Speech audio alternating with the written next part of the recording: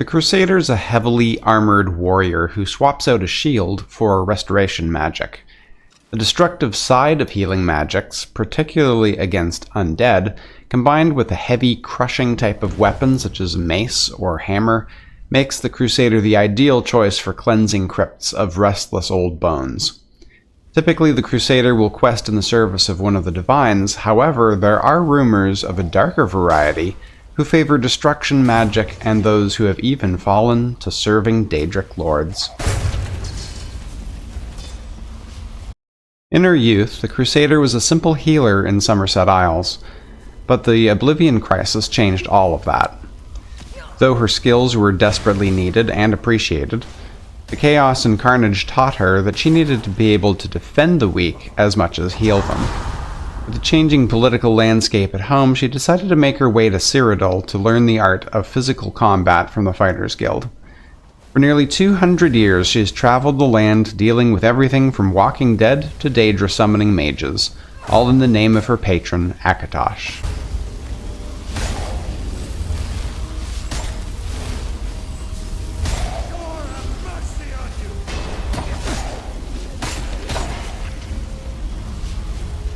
No. Dagna. I wore the Gifts of Akatosh armor set and carried the matching one-handed hammer. I also wore an amulet of Akatosh and a ring of restoration.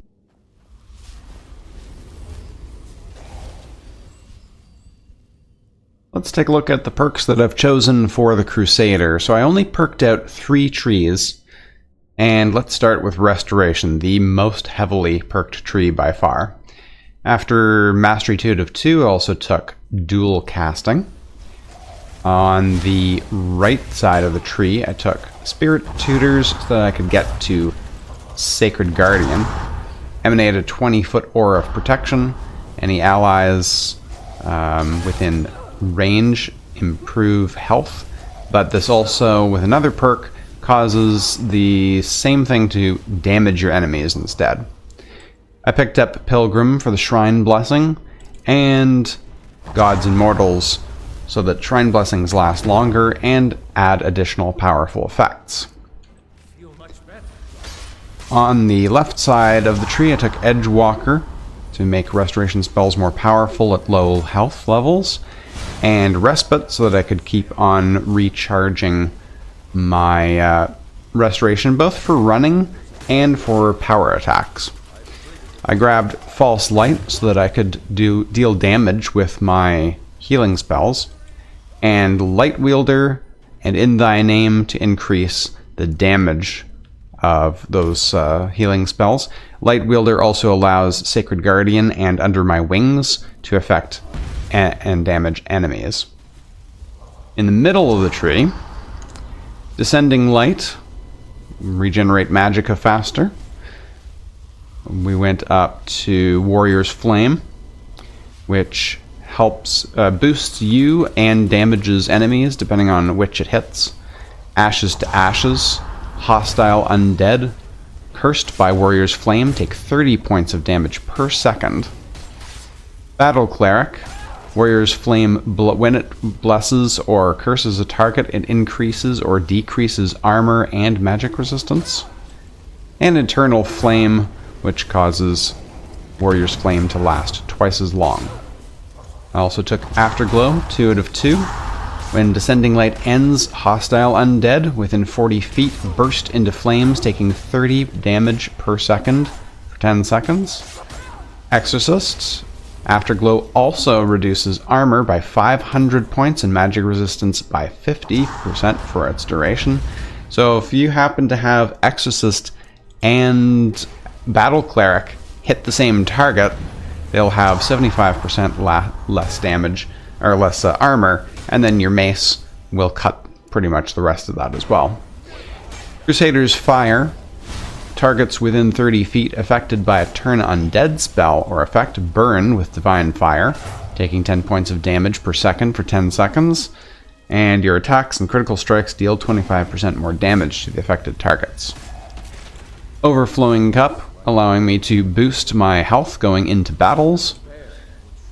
Under my wings, dual casting a healing spell on yourself casts it on nearby allies, but it also, because of the other one of those other perks, it affects enemies as well.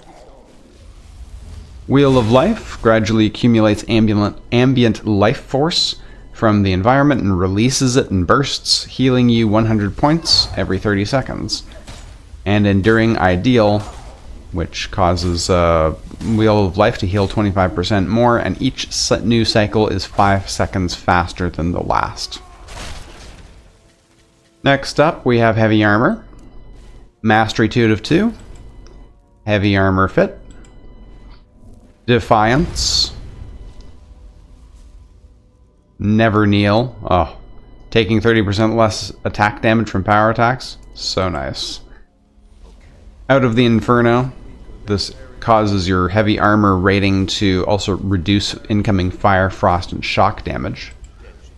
And Immortal. If wearing all heavy armor, take 75% reduced damage from attacks at 10% or less health, 15% less if you're affected by Rallying Standard. Although I didn't take Rallying Standard, but the idea with that is that, you know, the Akatosh is coming to your aid when you're low in health. Finally, we have One-Handed.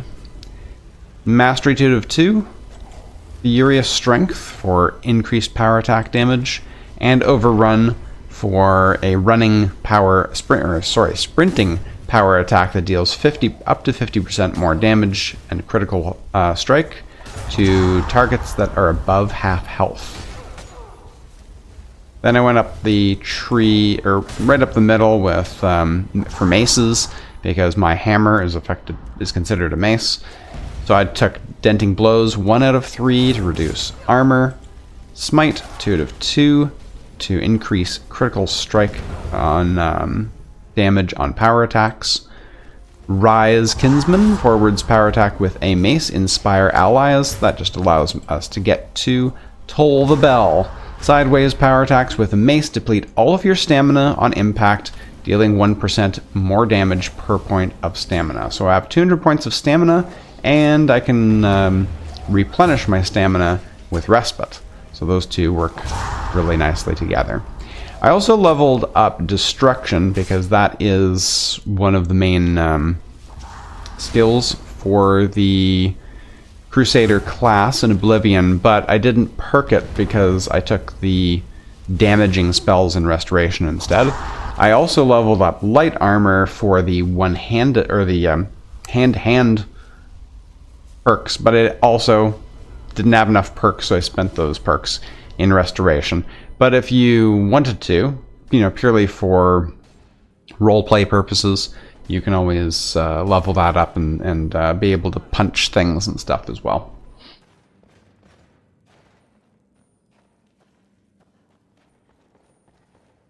Just one final big thank you to Mike Safano, I hope I'm pronouncing your name right, and Mad King CF for your generous donations during the stream while I was building the Crusader.